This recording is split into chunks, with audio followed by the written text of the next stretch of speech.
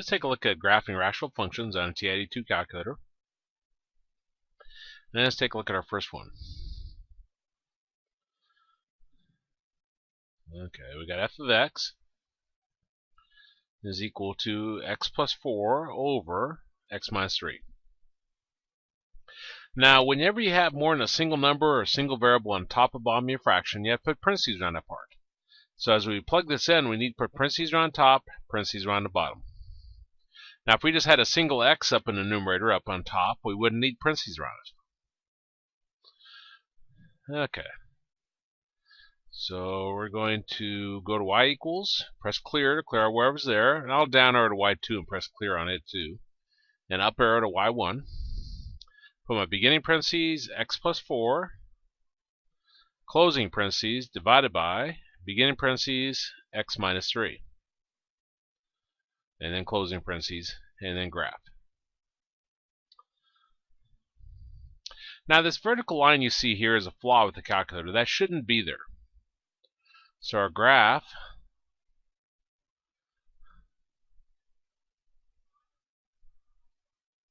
will look something like, I won't spend a whole lot of time on it.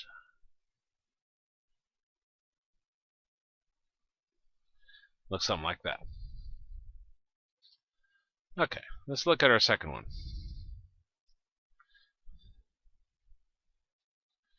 We got f of x is equal to x plus 1 over x squared minus 4x minus 5. Now again, the trick to this is you put parentheses around top, parentheses around the bottom. That's whenever you have more than a single number or single variable on top or bottom. So put parentheses around x plus 1 and parentheses around the x squared minus 4x minus 5. So let's enter that in. So press y equals, press clear, do a beginning parentheses, x plus 1, closing parentheses, divided by, beginning parentheses, my x key, then the x squared, minus 4x, minus 5, and then I'll put a closing parentheses. And I'll press graph.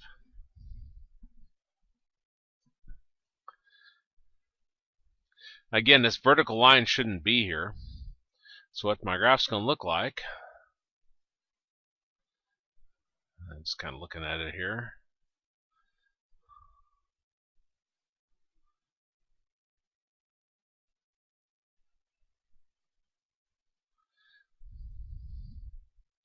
It's going to look like that. And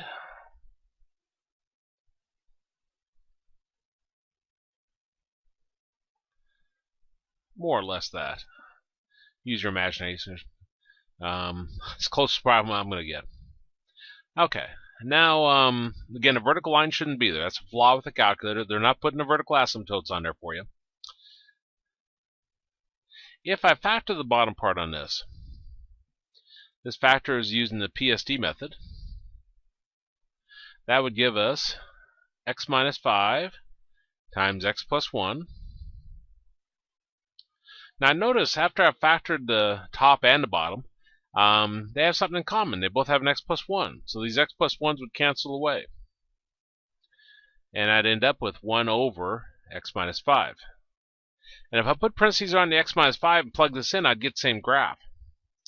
Okay, now we'll talk more about vertical asymptotes in another video. But remember, in vertical asymptotes, your steps are to factor the top, factor the bottom, cancel if possible, and then set your denominator equal to 0. So we'll set the x minus 5 equal to 0, and that gives us x equals 5. Now, an asymptote, in this case a vertical asymptote, is an invisible line your graph skims at some point. So that's what this is. Well, how about this other one? If we were to set the x plus 1 equal to 0 and solve it, we get x is equal to negative 1. Well, here's negative 1. What it would look like is on my graph I would have an open dot and a little open circle at that point. So we got a hole in our graph. That's what happens when one of them cancels away. That leaves you a hole there. Now you will never see that on the graphing calculator. You know, I've had students claim they could see a hole here, and this fact that this just seems to stop at -1 has nothing to do with it, by the way. I could zoom in and see it better. But anyway, that's graphing rational functions on a TI-82 calculator. Now I have more videos on my website. So if you go to www.mathheals.com, there's a link for graphing calculators. And I'll probably change this to say graphing calculators / technology. And if you click that, then you can click my subject. I'm working my way through them. College Algebra. You can see all the different videos you can watch and the particular calculators.